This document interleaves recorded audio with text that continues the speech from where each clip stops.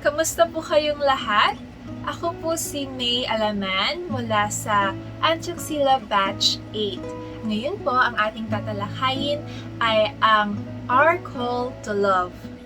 Layunin po nating makita ang pangangailangan ng mundo kay Kristo at kung paano tayo tinawag na kanyang simbahan at paano natin may papalaganap ang salita ng Diyos sa buong mundo. Kaya tara na po at magsimula na tayo. Lahat ng nilikha ng Diyos ay mabuti. Ayon nga po sa aklat ng Genesis, chapter 1, verse 31, at nakita ng Diyos ang lahat ng kanyang nilikha. At narito, napakabuti, at nagkahapon, at nagkaumaga ang ika-6 na araw. Ngunit tingnan po natin ang nangyayari sa mundo ngayon. Ito ay napupuno ng mga kasalanan, ng kahirapan, ng korupsyon, ng kabiguan, ng lahat ng mga kalunos-lunos na kalagayan. Ngunit, atin po nating tatandaan na hindi ito ang plano ng Diyos para sa atin. Ang mga kasalanan ang sanhi ng lahat ng ito. Ang mga kasalanan ang nagiging paraan ng mga tao para ilayo ang kanilang sarili mula sa Ama. Hindi ito ang kanyang plano para sa atin, para sa kanyang mga nilikha. Kaya't, ang sangkatauhan ay nangangailangan ng isang tulay pabalik sa Ama. At ito ay si Jesucristo. Patuloy tayong nangangailangan sa Kanya. At lalong-lalo na sa panahon ngayon. Mula sa libro ni Juan, chapter 14, verse 26. Ngunit ang tagapagtanggol, ang Espiritu Santo, na isusugo ng Ama sa pangalan ko, ang siyang magtuturo sa inyo ng lahat ng bagay at magpapaalala ng lahat ng sinasabi ko sa inyo. Lahat tayo ay may kanya-kanyang ideya kung ano ang Espiritu Santo. Ngunit ang lagi nating tatandaan ay ang Espiritu Santo o diwa ay ang presensya ni Jesus sa mundo. Si Jesus ang diwa na nagbibigay buhay, lakas, at sigla sa ating lahat. Kung walang diwa, patay ang tao. Ang mga naunang tagasunod ni Jesucristo ay nagbago nang sila ay mapuspos ng Espiritu Santo.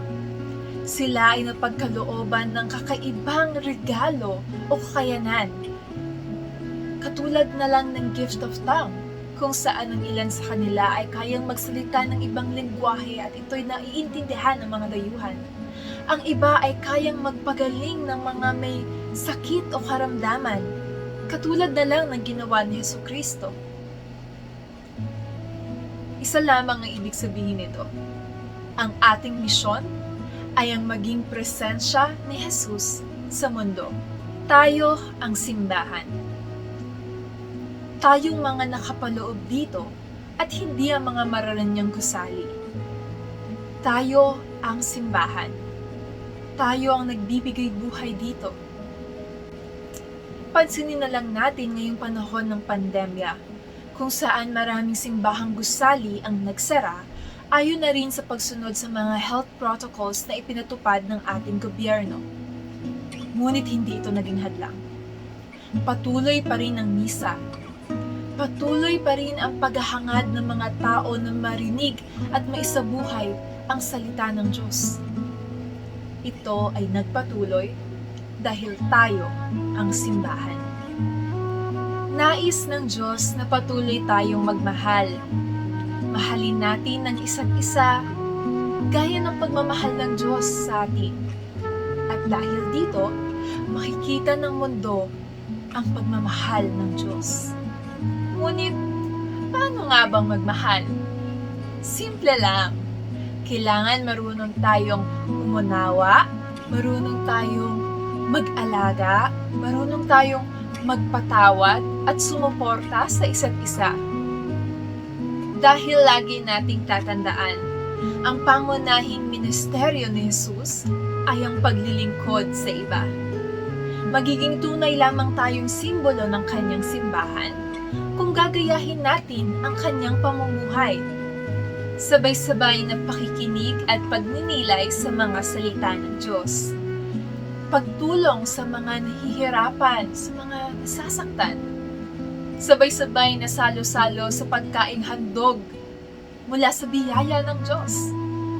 Parang pamilyar, hindi ba? Parang yung weekend experience natin. Kasi noong weekend experience natin, binigyan tayo ng sulyap kung papaano nabubuhay ang mga sinaunang Kristiyano. At ngayon, tinatawag tayo na magbigay ng ating sarili sa simbahan. At alam ko na sa oras na magkita-kita tayong muli sa pag-end ng pandemic na to, marami na sa atin ang aktibo sa ating simbahan. Dahil lahat tayo binigyan ng talento at ating gamitin ito. Napakasarap sabihin na tayo ang simbahan. Ngunit lagi nating tatandaan na with great power comes great responsibility. So, pag sinasabi natin tayo ang simbahan, may kaakibat tong responsibilidad. Dapat, kung tayo ang simbahan, katulad ng mga nagdaang talks, magiging simbolo din dapat tayo ni Hesukristo. Dapat ang buhay natin, ang pamumuhay natin ngayon, ay iaayon natin sa Kanya.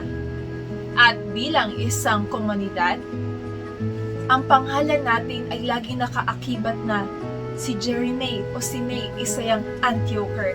Kaakibat ng pangalan natin ang pagiging isang Antiocher. Kaya lagi nating tatandaan, dapat maging modelo din tayo. Hindi like model, kung hindi isang modelo ng kabataan na namumuhay ayon kay Hesukristo. At sa ating pagtatapos, nais kong sabihin sa inyong lahat na normal lang ang mga nararamdaman nating lungkot, kaba, takot, di kasiguraduhan, lalong-lalo na sa panahong ito.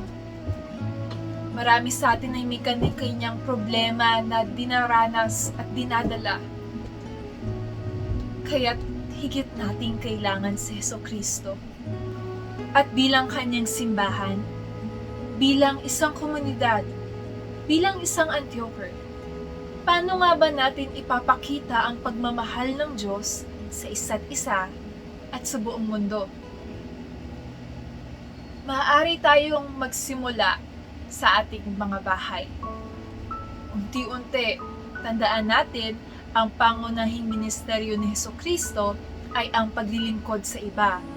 So, kung merong household chores, tulong tayo ng konti, kasi nga, actions yun eh. Actions of love. Nagsushow ka na mahal mo ang taong to, gusto mo siyang tulungan. Yan ay pasimula sa ating bahay. Unti-unti, pwede tayong umakyat sa ating community. Madami ngayon ang mga nangangailangan ng donations, ng tulong. Kung hindi natin kayang tumulong ng financial, marami namang ibang bagay ng pagtulong. Katulad ng paglalaan ng ating sarili sa mga charity, sa mga works na gusto nating mabigyan ng tulong. Ngayon, madami ding mga nag-online selling jobs, ganyan. Kasi alam nila na kailangan nilang kumayod para sa pamilya nila. So kung meron ka namang extra money dyan, tulungan mo sila. Parang pag-serve mo na din yan sa kanila. Kasi nga, gusto mo mapaigi yung buhay nila, hindi ba? So maraming paraan ng pagtulong. Maraming paraan na ipapakita natin kung gaano natin kamahal ang isang tao. At dahil doon, unti-unti din nila nakikita na mahal sila ng Diyos. Na hindi sila pinapababayaan ng Diyos. Na kahit na gantong may pandemya at madaming problema sila sa buhay, hindi sila iniwala ng Diyos. At bilang pagtatapos, nawa po tayong lahat ay patuloy pa rin sa paglilingkod, patuloy sa pagsuporta, at bilang tayo ang simbahan, patuloy tayong magmahal. Maraming salamat po.